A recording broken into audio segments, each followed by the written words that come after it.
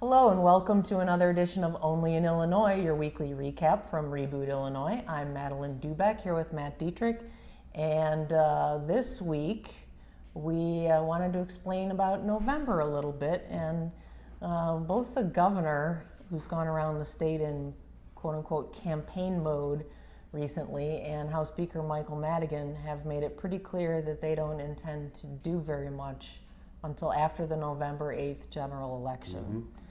And so we may have a stopgap budget.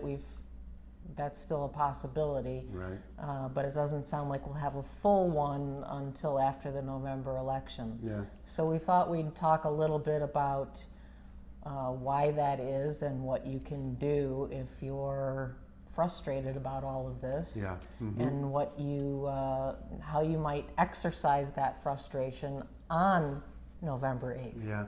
Well, first of all, the idea of a stopgap budget was anathema to Governor Rauner until just a week before, a couple of days before the end of the session. Right. And then he decided, okay, we'll go with the stopgap idea. So what they want to do now, both sides, they just want to give us a budget that will somehow just kind of get us through the end of the year, which I think is a bad idea.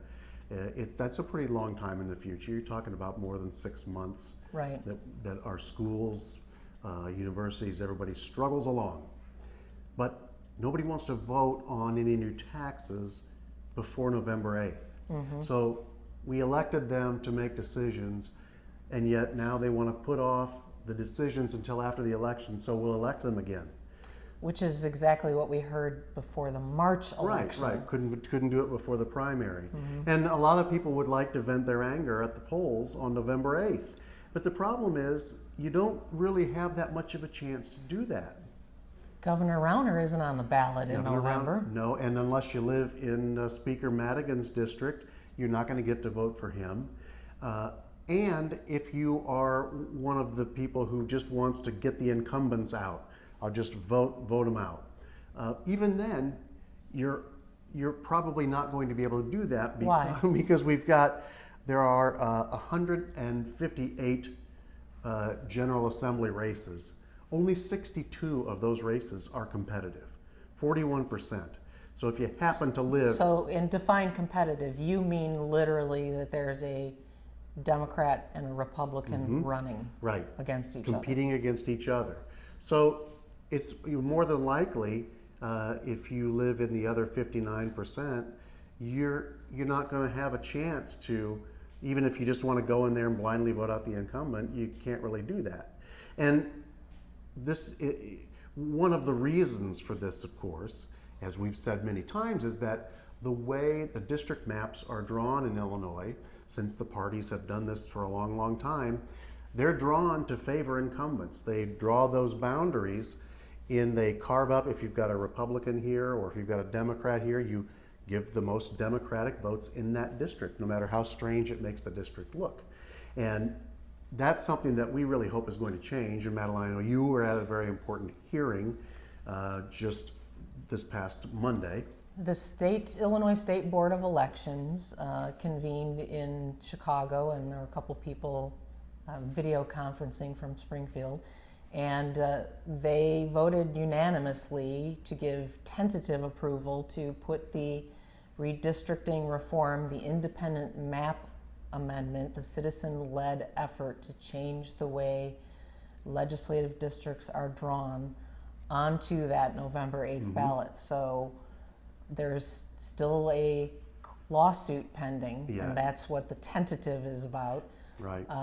But that's one pretty big thing that we might get to vote on in November that would really have some dramatic effect. Right. And 2 years ago, there was a similar map effort, but it failed on the signature test with the Board of Elections. And so it also lost in a lawsuit, by the way, that was brought by the same lawyer who's bringing this lawsuit, and that's Michael Casper. He's one of the top election law lawyers in the state. Right. So this is by no means a slam dunk. It's not a slam dunk, but it's also significant because it's the farthest a redistricting reform effort has ever gotten. It's never made it past that signature stage before. Right. So lots to come. There'll be more arguments about in the lawsuit at the end of this month.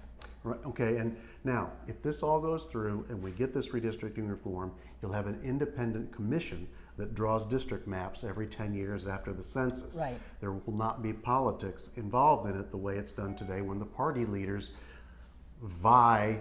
They'll do anything they can to win the right, even if it's drawing the name out of a hat to give them the right to draw this map. It's just Right. such a huge political prize for them. Now, I want to state that I don't think, even if we get redistricting reform, it's not going to mean that corruption suddenly goes away in Illinois, nor is it going to mean that the Republicans, who now are the super minority party in the General Assembly, I don't think they're going to come surging back.